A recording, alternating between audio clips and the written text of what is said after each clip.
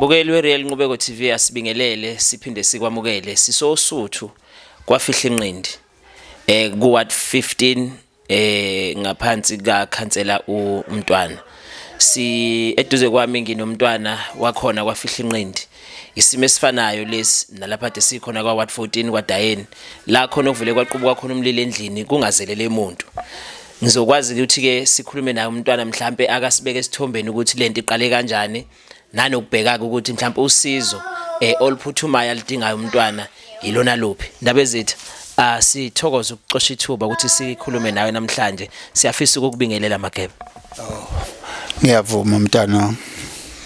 Mageba kwenzakalani?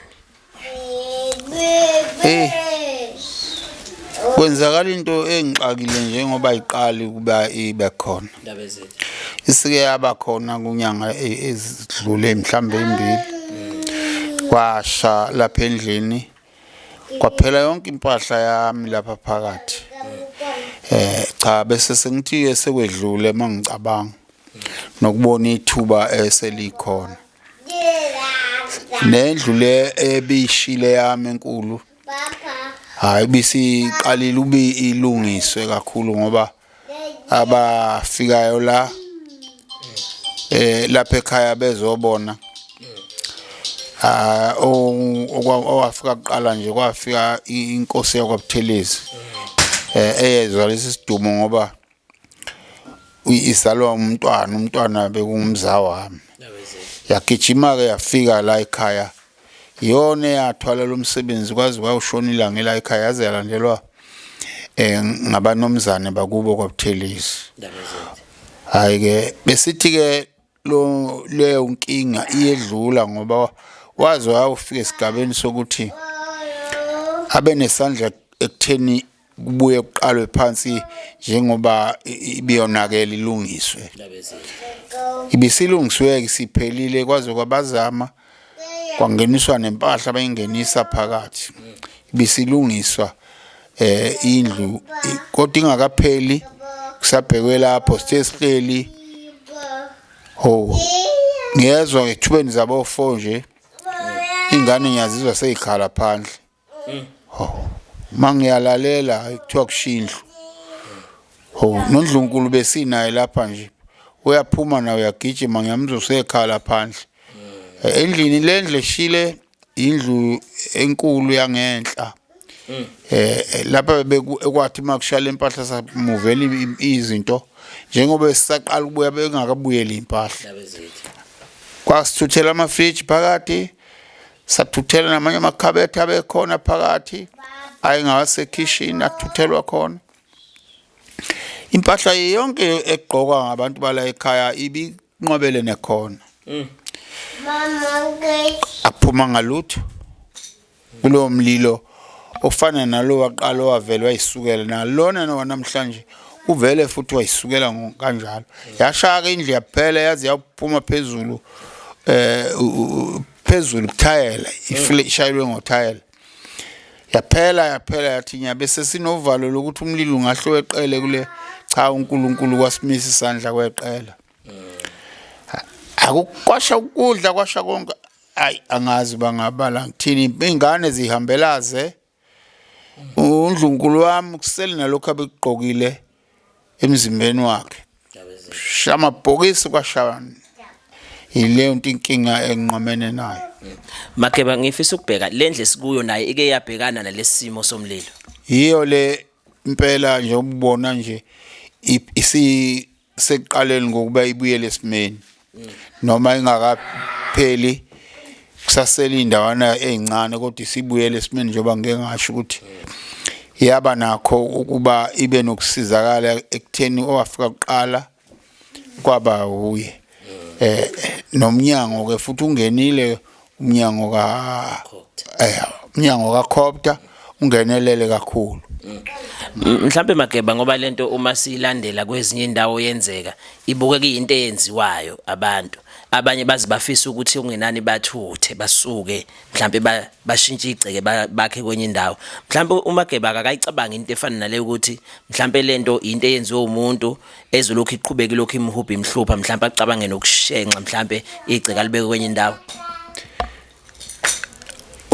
abayaziyo leyo nto ngoba mningi ngiqala bathi imphikelela umuntu azathuthe basho njalo laba bayaziyo manje kungimangalisayo mina ukuthi awu uma yenziwa ngabantu abathi yenziwa ngabantu ngabe lo muntu ingqondo yakhe icabanga kanjani ungibona ukuthi njengoba mina senginxiwa linye ngazi ukuthi ngifanele bangithuthele kulo ikuba ngilandele abakithi asebahamba angakhathi ethi yena mina ngisazosuka ngiye kwenye indawo kanjani basho njalo bathi umuntu ugcine sehambile kodwa mina angikucabangi lokho ngoba ebangene sengikulo hayi angiboni ukuthi ngabe ngisangilungela ukuhamba futhi Makeba lesi simo samanje ngiyafisa ukuthi indaba ukukhuluma nanasi sizwe esibukayo ukuthi ufisa singenelele ngani njengoba usho ukuthi noDlunkulu usele naqhokile abantwana abanakho izinto zishile zonke kade sibuka nathi endlini ukuthi kusha yonke into ngisho itofu konke ngama fridge mhlawumbe Makeba ukhulume nesizwe sonke silalele usizo oludingayo angazi ukuthi ngingakhuluma ngithini njoba sengishilo izinto ezishileyo lapha ya endlini ozwayo uyezwa esizweni sonke esenkosi mina senginamahloni nje ukuya ngibe ngiphinda ngikhuluma into eyodwa ngoba ngeke ngavela ngishelwe yilendlu senginamahloni nje ukuba ngibe ngisho ngoba bangisizile nalapha eminyangweni kamengameli uBulawayo ondini bafikile lapha basebenza kakhulu lapha endlini bangifakela impahla nje lapha endlini ifakwe lelo office lika Bulawayo eno Ntshangasi imeya yaSondini senginamahloni ke nje ukuba ngithi mina ngabuye ngizibike sengangozwayo ongahle abone ukuthi uyabona ukuthi unesihawu njoba inkosi ibajabulela kakhulu abanesihawu yikho lokho nje esengikushilo ngilahlekele ngakubeka lokho esizweni mhlawumbe Makeba kukhona mhlawumbe kungamapasi okushilo ukuze mhlawumbe iminyango ithintelele amapasi nezitifiketi ukwazi ukusheshsha usukume usondele mhlawumbe kukhona kanjalo okushilo cha ngenhlanhla kaNkuluNkulu iyona into esiyibheke eqala kodwa ngenhlanhla kaNkuluNkulu uNdlunkulu wami bekufanele aye kwaNongoma wagcina esebambekile ethi uyofuna amakhethini ngoba kulendla inamakhethini nje baneyibona wagcina esebambekile kanti ubanjwa yiyo lo monakalo ozovela walokho ethi hamba uzoshoya isikhathi amapasi abengakuye namakhadi abengakuye izinto ebeyidinga baziyolungiswa cha kokulungiswayo akukho okonakalileyo Makeba asithembe ukuthi lo mbukiso uzohamba uthinte uthole uSamaria ozokwazi sasikumele phezulu ekwazi ukuthi asondele eduze indaba zethu lo uNkulunkulu ngoba usebenza ngomuntu ngiyombheka ukuthi uNkulunkulu uyoselulela kubani sandla ngilokho engingakusho Nabe zethu asibonge kakhulu isikhathi siphesona ngiyathokoza nami kakhulu mntanami Bukeli besikade sikhona la uSuthu othintekayo usiyokwazi ukuthi asondele besikhona siyihlelo Real Nqubeko TV besikhona uSuthu ko 15 sihleli naye umntwana okafihla inqindi njengoba usuluzwile kodaba nendlu uyibona iyadinga ngempela ukuthi usizo lusheshe liphuthume njengoba noNdlunkulu esele ngaqhokile nezingane kushe konke izinto zesikole ngicabanga ukuthi abantwana bayalidinga ngempela usizo asithembe ukuthi liyothi lishone la kusasa wonke umuntu othintekile yobe sekwazi ukuthi asuke umasondele sibonge kakhulu